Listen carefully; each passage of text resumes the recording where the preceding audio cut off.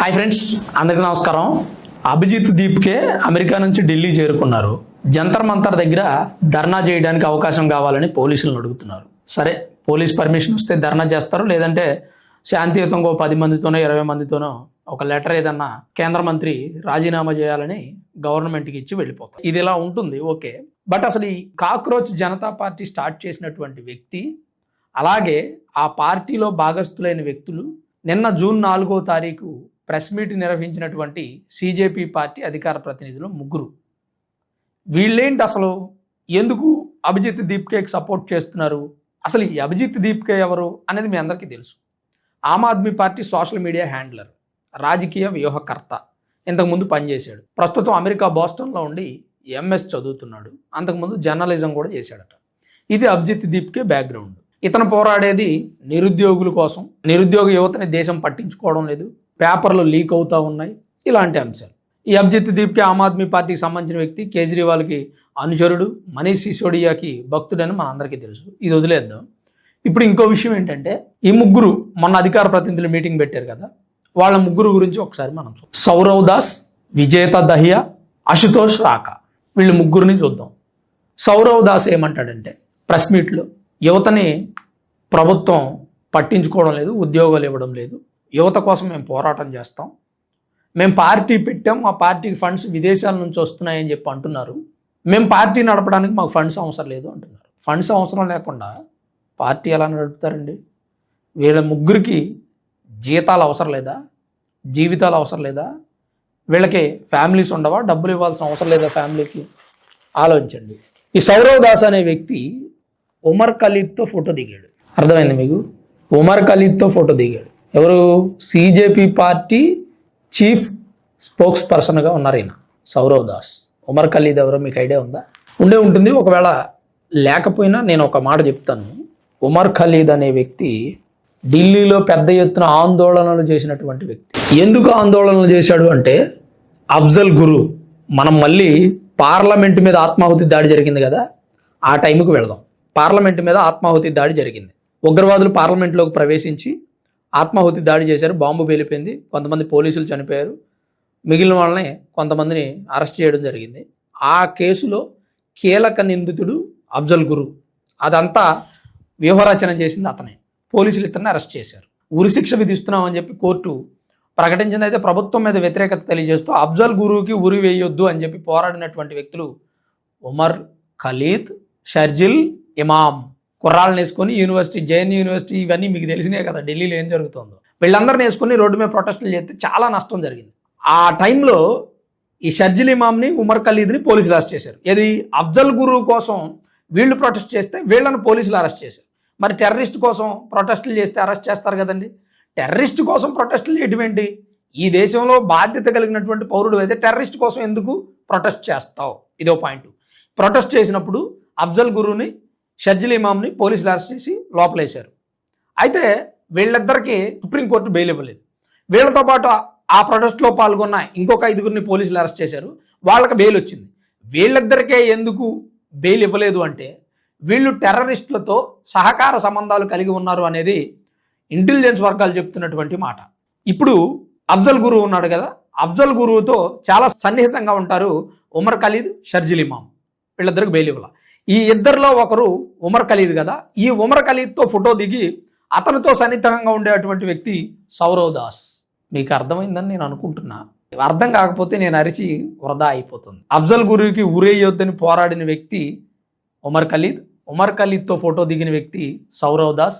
అతనే సిజేపీ పార్టీ యొక్క chief spokes person. June 4వ తారీఖు ప్రెస్ మీట్లో మాట్లాడారు. తర్వాత విజేత దహియా. ఈ విజేత దహియా ఎవరో ఒకసారి మనం చూద్దాం. ఇతను ఫిల్మ్ ఇండస్ట్రీలో ఉన్నారంట, ప్రముఖ రైటర్ అట, కొన్ని యూట్యూబ్ ఛానల్స్కి స్క్రిప్ట్ కూడా ఇస్తారట. అస్సలు ఏ ప్రాబ్లం లేదు, ఇలాంటి క్రియేటర్స్ని మనం ఎంకరేజ్ చేద్దాం. పైగా యంగ్స్టర్. కానీ ఎవరికి ఇతను రైటరో తెలుసా మీకు? ధ్రువ్ రాఠీ. జర్మనీలో ఉంటాడే, జర్మనీలో ఉండి భారత్కి వ్యతిరేకంగా ఈ వీడియోలు చేస్తూ ఉంటాడే, ఆ ధ్రువ్ రాఠీకి రైటర్ అంట. ఇతని గురించి నేను చెప్పాల్సిన అవసరం లేదు మీకు.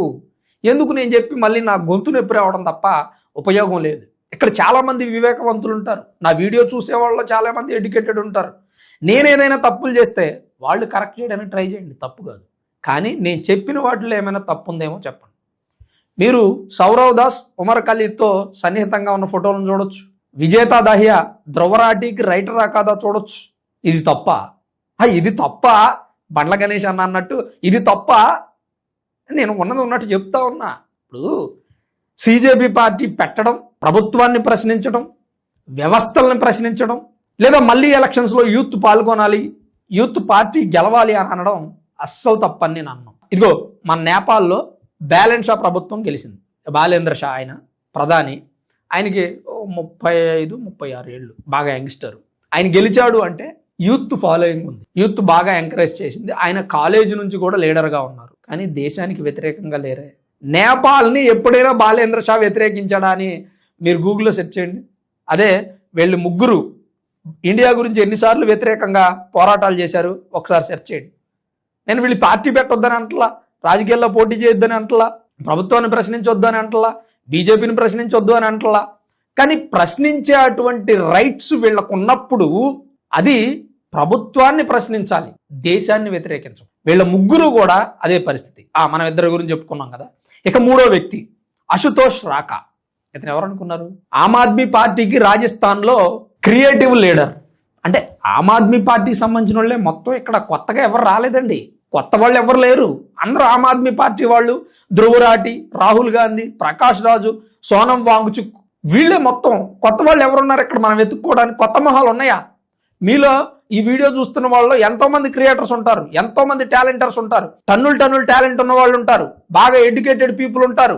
బయట ప్రపంచానికి నా టాలెంట్ ఏంటో పరిచయం చేయాలనుకుంటారు, రాజకీయాల్లోకి రావాలనుకుంటారు. కానీ ఎందుకు రాలేరు మీరు? కారణం ఏంటంటే మీ వెనక ఒక పార్టీ లేదు, ఒక పార్టీ సపోర్ట్ లేదు, విదేశాల నుంచి ఫండింగ్ రావట్లేదు. మీలో చాలా మందికి ఈ దేశ యువత భవిష్యత్తును మార్చాలని అభిప్రాయం ఉంటుంది, కానీ వర్కౌట్ అవ్వదు. ఎందుకంటే మీకు పార్టీ సపోర్ట్ లేదు. వీళ్ళకి పార్టీల సపోర్ట్ ఉంది, ఫారిన్ కంట్రీస్ నుంచి ఫండ్స్ వస్తున్నాయి, ఎన్జిఓస్ ఉన్నాయి. సోనం వాంగ్చుక్ గురించి చెప్పాను కదా మధ్యలో ఒక మాట. ఈ సోనం వాంగ్చుక్ ఎవరంటే లడఖ్కి ప్రత్యేక రాష్ట్ర హోదా కల్పించాలంటున్నారు. లడఖ్ ఏమో ఆర్టికల్ 370 తర్వాత జమ్మూ కాశ్మీర్ నుంచి విడిపోయి కేంద్రపాలిత ప్రాంతంగా ప్రభుత్వం గుర్తించింది, కేంద్ర ప్రభుత్వం పరిపాలిస్తుంది అక్కడ. ఇప్పుడు లడఖ్ని ప్రత్యేక రాష్ట్రంగా గుర్తించాలంటున్నాడు. ప్రత్యేక రాష్ట్రంగా గుర్తించాలంటే ఆ రాష్ట్రానికి ఉండవలసినటువంటి లక్షణాలు, వసతులు కనీసం ఉండాలి. లేదంటే ఎలా గుర్తిస్తారండి? జనాభా పరంగా, విస్తీర్ణం పరంగా, మౌలిక వసతుల పరంగా, అక్కడ ఉన్నటువంటి జాతుల పరంగా.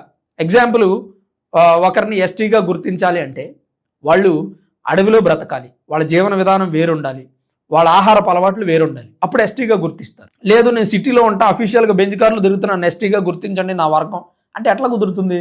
కుదరదు కదా.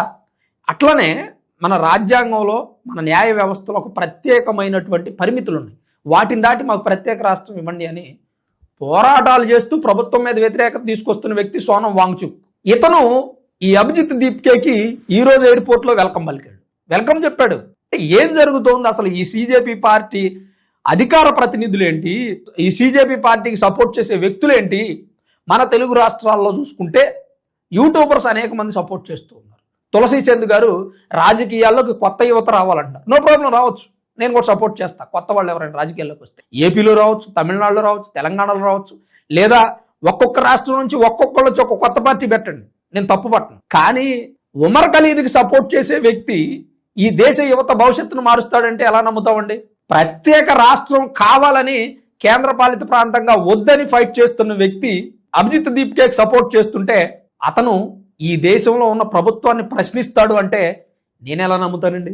జర్మనీలో ఉండి దేశానికి వ్యతిరేకంగా వీడియోలు చేసే వ్యక్తికి స్క్రిప్ట్ రాసిచ్చే వ్యక్తి ఈ దేశ యువత భవిష్యత్తును మార్చి ఉద్యోగ ఉపాధి అవకాశాలు కల్పిస్తాడా? ఇది మనం నమ్ముదామా? తప్పకుండా మీరు కామెంట్ చేయాలి ఈ విషయంలో. ఎంతవరకు నమ్ముదాం, తప్పులేదు, ఎవడైనా నమ్ముతాడు. ఎవడైనా కొత్త పార్టీ పెట్టాడు, దేశాన్ని మార్చేస్తాడంటే అబ్బో కొత్త ప్రయోగాలు చేసేస్తున్నాడు, ప్రభుత్వాన్ని ప్రశ్నిస్తున్నాడు, మౌలిక వసతులు ఏమంటున్నాడు, త్రాగునీరేది, సాగునీరేది, రైతులేది, ఉద్యోగాలేది, స్కూల్స్ ఏవి, పిల్లల భవిష్యత్తు ఏంటి అని ప్రశ్నిస్తున్నాడు అంటే వాడు గొప్ప సంఘ సంస్కర్త అవుతాడని మనం అంతా నమ్ముదాం. కానీ ప్రశ్నిస్తున్న వ్యక్తి వెనక విదేశీ కుట్రదారులుండి ప్రశ్నించమని అడుగుతున్నారు అంటే అది ప్రభుత్వాన్ని ప్రశ్నిస్తున్నారా, దేశాన్ని ప్రశ్నిస్తున్నారా? ఇది దేశ భవిష్యత్తుకు ప్రమాదంగా మారినటువంటి అంశం. ఇవాళ చాలా మంది సోకాల్డ్ పీపుల్ యూట్యూబ్లోకి వచ్చేసి యంగ్స్టర్స్ పార్టీ పెట్టేశారు అంటున్నారు. ఒరే బాబు, పార్టీ పెట్టారు, తప్పు కాదు, పెట్టొద్దని నేను అన్నాను. కానీ పెట్టిన వ్యక్తుల యొక్క బ్యాక్గ్రౌండ్ తెలుసుకోండి. వాళ్ళు ఇప్పటికే టెర్రరిస్టులకు సపోర్ట్ చేస్తున్నారు అని చెప్పి అభియోగాలు ఎదుర్కొంటున్నటువంటి వ్యక్తులు. ఈరోజు ప్రభుత్వం వాళ్ళు ఏదైనా ధర్నా చేస్తే అరెస్ట్ చేస్తుంది. ఎందుకు చేస్తుందంటే వాళ్ళ వెనక కొన్ని సంఘ విద్రోహ శక్తులుండి నడిపిస్తున్నాయి. రేపొద్దున ఈ దేశంలో వాళ్ళు పార్టీని బలోపేతం చేసి ప్రభుత్వాన్ని ఫామ్ చేసిన దేశ వ్యతిరేక చర్యలే జరుగుతూ ఉంటాయి, దేశ వ్యతిరేక కార్యకలాపాలే జరుగుతూ ఉంటాయి. తస్మాత్ జాగ్రత్త, యూత్ ఆలోచించుకోవాల్సినటువంటి సందర్భం వచ్చింది. ఇలాంటి వ్యక్తులు పార్టీ పెట్టొచ్చా అనేది మీరు తప్పకుండా కామెంట్ రూపంలో రాయండి. అలానే నేపాల్లో బాలేంద్ర షా ఎలా అయితే పార్టీ పెట్టాడో, ఎలా అయితే అతనికి దేశభక్తి ఉందో, సీతమ్మ వారి గురించి ఒక రామాయణం సినిమాలో భారతదేశానికి సంబంధించిన మహిళని చూపించినందుకు ఆ సినిమానే బ్యాన్ చేశాడు నేపాల్లో. మరి అంత దేశభక్తి కలిగినటువంటి వ్యక్తుల వీళ్ళు ప్రశ్నించుకున్న తర్వాత వాళ్ళ గురించి మీ అభిప్రాయాన్ని చెప్పండి. నాకు మీ అభిప్రాయాన్ని, మీ విలువైన సమాచారాన్ని కామెంట్ చేసిన వ్యక్తుల గురించి తర్వాత వీడియోలో మాట్లాడతాను. చివరి వరకు ఈ వీడియో ఓపికగా చూసిన మీ అందరికీ పేరు పేరున ప్రత్యేకించి ధన్యవాదాలు.